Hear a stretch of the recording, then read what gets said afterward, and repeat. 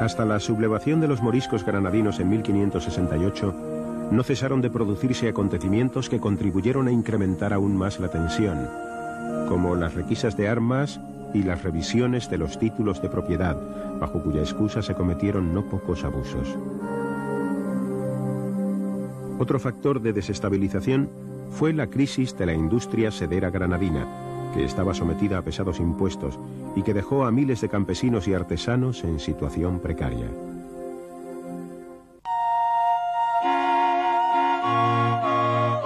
Un sínodo de obispos reunido en Granada tomó la determinación de pedir el cumplimiento de las medidas que desde 1526 se habían ido postergando, detallando pormenorizadamente todos los aspectos de la cultura morisca que se debían suprimir: baños, vestidos, lengua, ritos que recordasen cultos islámicos, zambras. En definitiva, fracasada la asimilación, se optó por la vía de la imposición radical.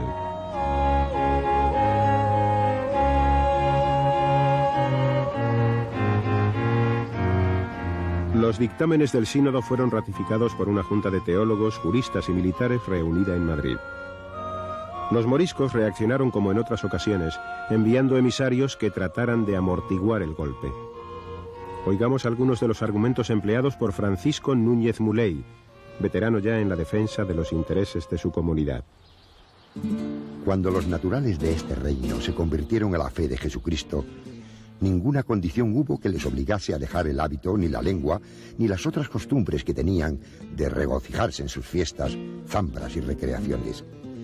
Y para decir verdad, la conversión fue por la fuerza, contra lo capitulado por los señores reyes católicos.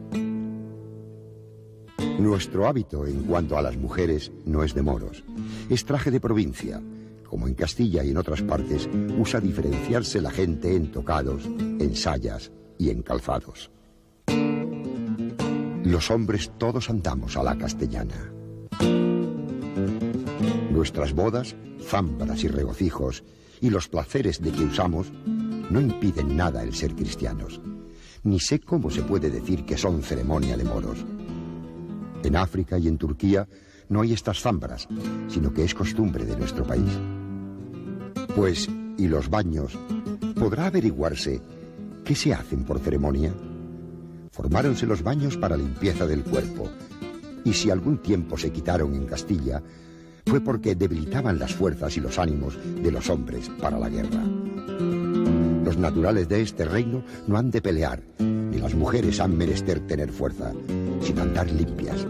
Si allí no se lavan, ni tampoco en los arroyos y fuentes y ríos, ni en sus casas tampoco lo pueden hacer, que les está prohibido, ¿dónde se han de ir a lavar? Y querer que las mujeres anden descubiertas las caras, ¿qué es sino dar ocasión a los hombres que vengan a pecar, viendo la hermosura de quien suelen aficionarse. Y por el consiguiente, las feas no habrá quien se quiera casar con ellas. Tápanse porque no quieren ser conocidas como hacen las cristianas. Pues vamos a la lengua arábiga, que es el mayor inconveniente de todos. ¿Cómo se ha de quitar a las gentes su lengua natural, con que nacieron y se criaron? Considérese el segundo mandamiento, y amando al prójimo, no quiera nadie para el otro lo que no querría para sí.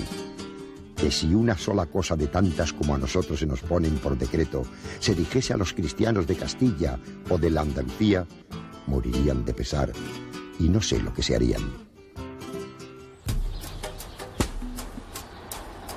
Pero en esta ocasión de nada sirvieron las alegaciones de los moriscos para evitar lo decretado. Ni siquiera como otras veces la oferta de pagar una contribución especial, pues el rey más quería fe que farda, refiriéndose a un impuesto especial que solo pagaban los moriscos.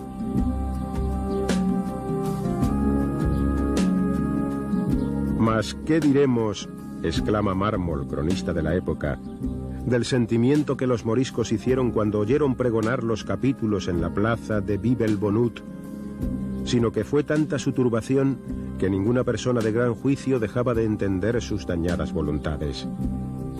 Y en adelante comenzaron a convocar rebelión. A fin de poder hacer una valoración secreta de las fuerzas con que contaban, los moriscos granadinos se valieron de la siguiente argucia. Solicitaron permiso para hacer un gran hospital en el que atender a los moriscos pobres y leprosos. Y una vez concedido, comisionaron a 2 emisarios que fuesen por todo el reino pidiendo limosna, de tal manera que en la casa donde hubiese 2 hombres capaces de empuñar las armas, diesen 2 cuartos de ducado, y donde solo hubiese uno, se diese 1 cuarto, determinando así el número de hombres dispuestos a la sublevación, que según Pérez de Hita, estimaron en 45.000. Los conjurados decidieron elegir un rey que los acaudillase, fijándose en don Francisco de Valor, descendiente directo de los omeyas, y que tomó el nombre de Aben Humeya. La coronación se hizo solemnemente en la Alpujarra, tendiendo 4 banderas en el suelo, inclinándose el rey sobre ellas y rezando en dirección a Oriente, jurando morir por su ley y su reino y defendiendo a sus vasallos. Fue proclamado llevándole en hombros al grito de «Alá ensalce a Aben Humeya, rey de Granada y de Córdoba». En la noche del 24 de diciembre de 1568, un contingente morisco bajó de Sierra Nevada y se presentó en el Albaicín con idea de sublevarlo. Pero la operación fracasó, ya que no se presentaron los moriscos de la Vega, y la nieve dificultó la llegada de otros refuerzos. Desde lo alto de una torre en el Albaicín, un viejo con un añafil disuadió a los expedicionarios, avisando con su canto de que eran pocos y venían tarde. Aunque ya se había producido algún incidente sangriento en la Alpujarra, esta incursión a la capital del reino marca el inicio de la revuelta. La guerra era ya un hecho.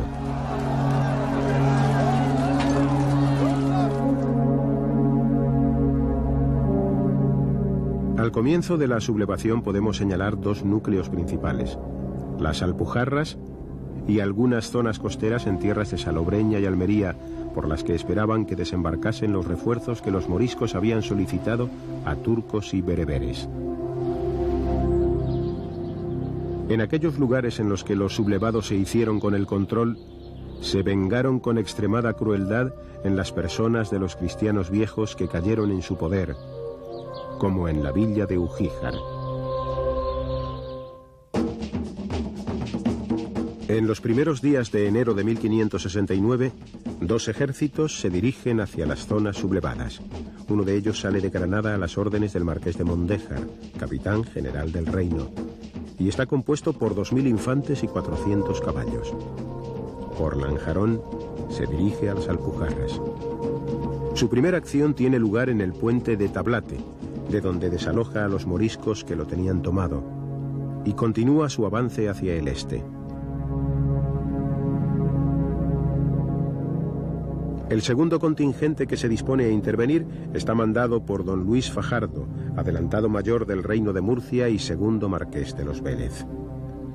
Las tropas se concentran en la villa de Vélez Blanco, donde el marqués tiene su corte, en un impresionante alcázar construido a principios de siglo.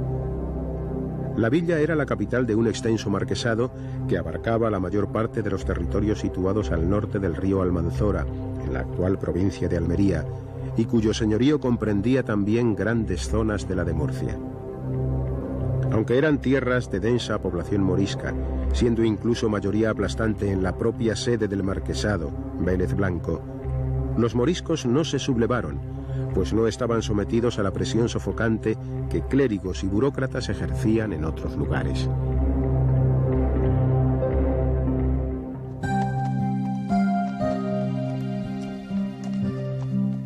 Tras las algazaras de los primeros momentos de la insurrección, los moriscos de los pueblos sublevados los abandonaron y se refugiaron con sus familias, objetos de valor y ganados en lo más áspero de las sierras, haciéndose fuertes allí donde las condiciones del terreno lo permitían.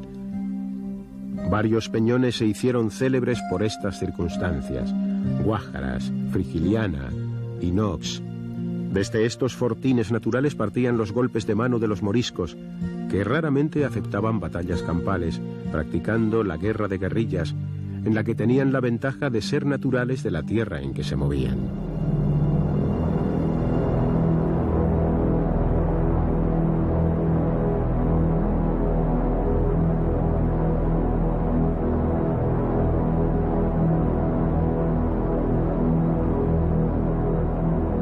Como todo el reino estaba plagado de atalayas y torres de vigilancia de la época de la Reconquista, los moriscos volvieron a ponerlas en funcionamiento para utilizarlas con ahumadas de día y con fuegos de noche como sistema de comunicación. En las zonas que controlaban, los moriscos tornaron con redoblado ardor a la práctica de sus tradiciones. Levantaron mezquitas y holgaron con zambras y ritos tradicionales. En la primavera de 1569 la rebelión distaba mucho de estar sofocada. Las disensiones entre los dos marqueses, los excesos de las tropas que pronto igualaron las atrocidades de los moriscos, el acoso al que la Cancillería de Granada sometía al marqués de Mondéjar, al que acusaban de tibio. Todas estas causas juntas hicieron que la rebelión se fuese extendiendo hacia el este de la Alpujarra, Valle de la Almanzora y Sierra de los Filabres, en tierras de Almería. Viendo cómo la guerra se prolongaba y que los progresos de las fuerzas expedicionarias distaban de ser satisfactorios, Felipe II confió a su hermanastro don Juan de Austria la dirección de las operaciones. Además, ordenó el traslado en galeras hasta la zona en conflicto de uno de los tercios de Italia y de un contingente de bandoleros catalanes, a los que se ofreció el perdón de sus delitos a cambio de combatir en la guerra contra los moriscos. Durante este tiempo, la iniciativa pasó al campo morisco, atacando a Benumella el cuartel general del marqués de los Vélez, y dirigiéndose después a Almería, donde buscaba dar silla y nombre a su reino. Pero fue rechazado, y los moriscos de la ciudad no se sumaron desde dentro a la ofensiva, como sus informadores le habían hecho creer. Sin embargo, al poco tiempo, 400 turcos desembarcaron en algún punto del litoral almeriense, engrosando las filas moriscas. Pero tampoco el campo morisco permanecía ajeno a las disensiones, y Aben Humeya, víctima de una conspiración, fue asesinado por los suyos, quienes le acusaban de ejercer el mando en provecho propio, abusando de sus prerrogativas, y de no ser capaz de alcanzar una victoria decisiva sobre los cristianos. Sin embargo, este hecho no influyó de manera decisiva, y la situación no dio un giro sustancial hasta finales de 1569, coincidiendo con un cambio en la correlación de fuerzas en el Mediterráneo. El bey de Argel había tomado Túnez, y los turcos concentraban todos sus esfuerzos en la conquista de Chipre.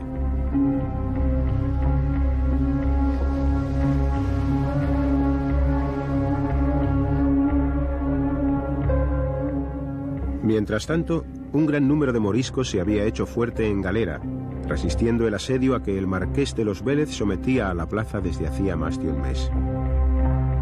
La importancia estratégica de Galera era tal que el propio don Juan de Austria acudió al asedio, relevando al marqués de los Vélez al frente de las operaciones y reuniendo un ejército de más de 12.000 hombres. La acción de Galera había mantenido la atención suspensa de los centros de poder a ambas orillas del Mediterráneo. Su toma disuadió a los refuerzos que se aprestaban a intervenir tanto de la otra orilla como de los propios contingentes moriscos. La guerra dio un vuelco definitivo. Don Juan de Austria se dirigió al río Almanzora y, a pesar de algún revés, los pueblos que permanecían alzados fueron siendo sometidos uno tras otro. Los moriscos sublevados se mostraron confusos y divididos sobre la decisión a tomar. Unos pretendían continuar la lucha a todo trance, otros huyeron al norte de África, unos terceros comenzaron a negociar la rendición, lo que los dividió aún más. Las acciones militares se circunscribieron a la serranía de Ronda, y don Juan de Austria abandonó el teatro de las operaciones.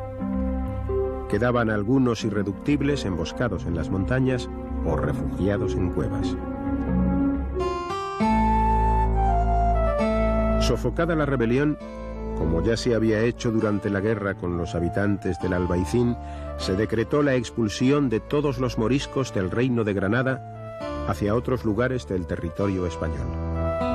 Para ello se fijaron 7 demarcaciones en las que agruparlos: Almería, Vera, Baza, Guadix, Granada, Málaga y Ronda.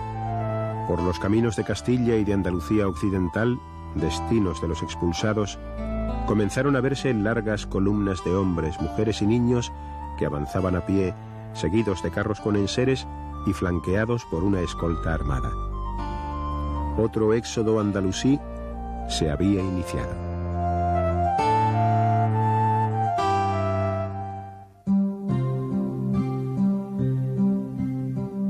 La expulsión de los moriscos de su tierra de origen causó honda conmoción en todo el reino, apenando sobre todo a los que no se habían sublevado.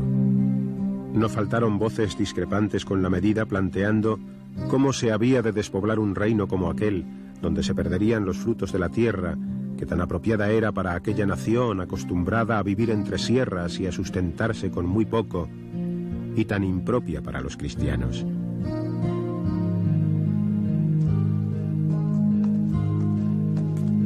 La dispersión de los granadinos sirvió en un principio para privar de apoyo social a los ya menguados insurrectos y para evitar nuevas sublevaciones. Pero el problema morisco seguía latente. El desarraigo y la dispersión en la que se encontraron les restó cohesión, pero también hizo que fuese más difícil controlarles. La proliferación de arrieros moriscos, llevando noticias de comunidad en comunidad, a la vez que mercancías por todos los rincones del reino, despertaba sospechas en vecinos y autoridades.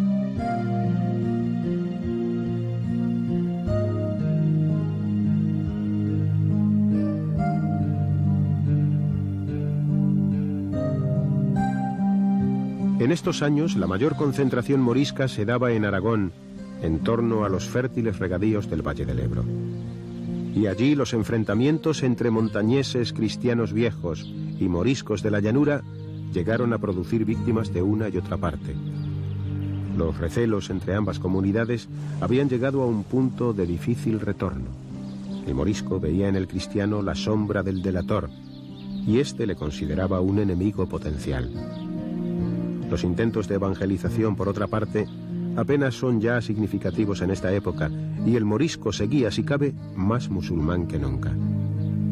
Y sin embargo, dentro del juego de matices que esta problemática presentaba, los nuevos intentos de destierro de moriscos de ciudades como Córdoba o Murcia contaron con la oposición de los vecinos, quienes querían apedrear al corregidor porque lo sintieron más que si les sacaran a sus propios hijos. Tanto es el amor que tienen con ellos.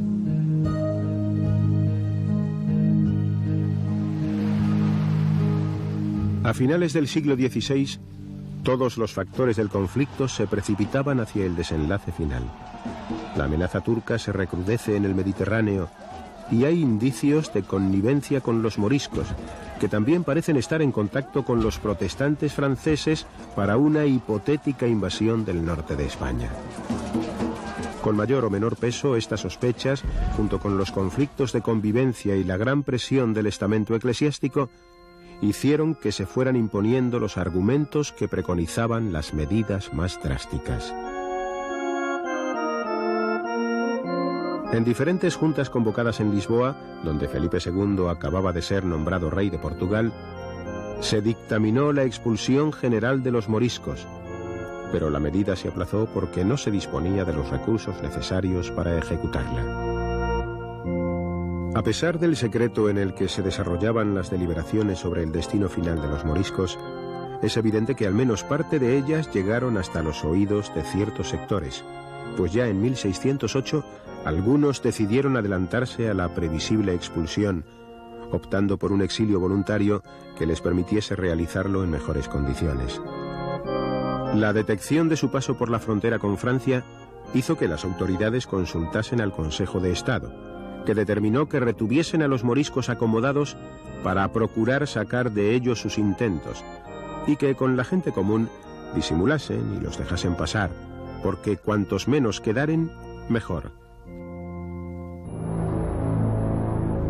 El destino final elegido por la mayoría de estos tempranos exiliados fue Túnez, donde no solo se les acogía con mayor hospitalidad, sino que además fue el país que mejor valoró la aportación que los moriscos españoles podían hacer a su desarrollo, como efectivamente sucedió.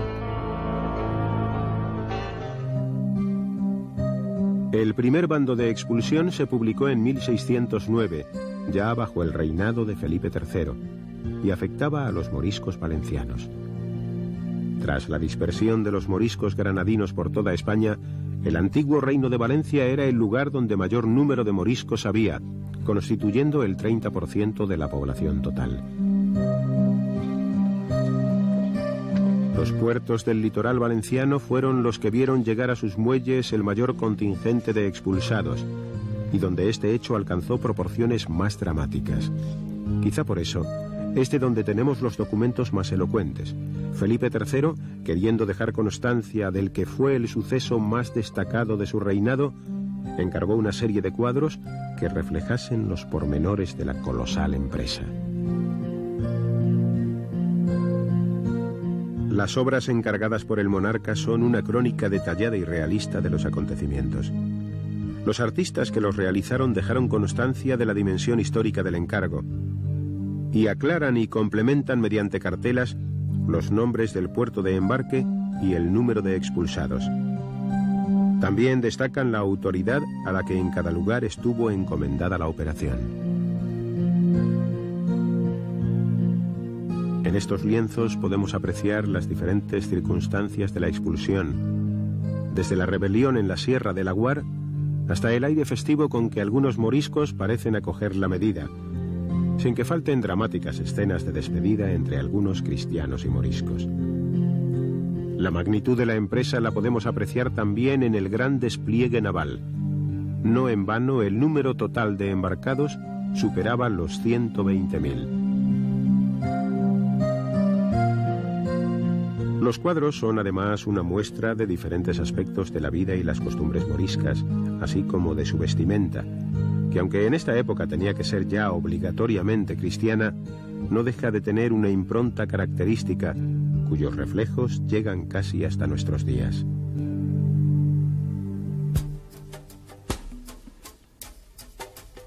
Los bandos de expulsión continuaron desde 1609 hasta 1613, en que se promulgó el último, referido a los moriscos del Valle de Ricote en Murcia.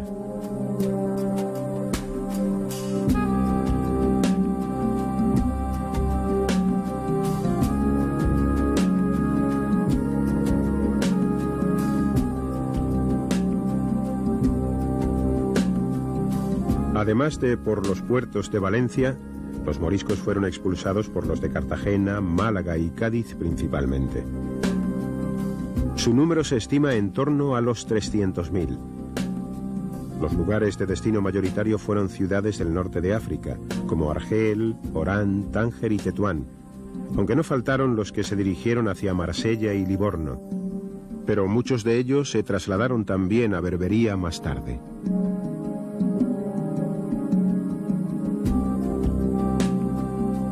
Las consecuencias inmediatas de la expulsión no tardaron en hacerse notar en el abandono de los campos y en la caída de la producción, que solo muchos años después alcanzaría en algunas zonas el nivel que con los moriscos tenía. Pero la expulsión de su patria de estos españoles no cierra un capítulo más de la historia de España. Porque no todos se fueron, porque sabemos que algunos volvieron, porque fueron los últimos representantes de una civilización que impregnó con fuerza todos los aspectos del ser español, hasta hacer imposible trazar una línea tajantemente divisoria en tantas vertientes de nuestra cultura. Porque, en fin, allá donde se exiliaron, llevaron con orgullo el nombre de andalusís. Por todo esto, decíamos al principio que la entrega de las llaves del Reino de Granada no cerraba definitivamente ni la presencia ni la influencia musulmana, que seguiría contando, como hemos visto, en el futuro.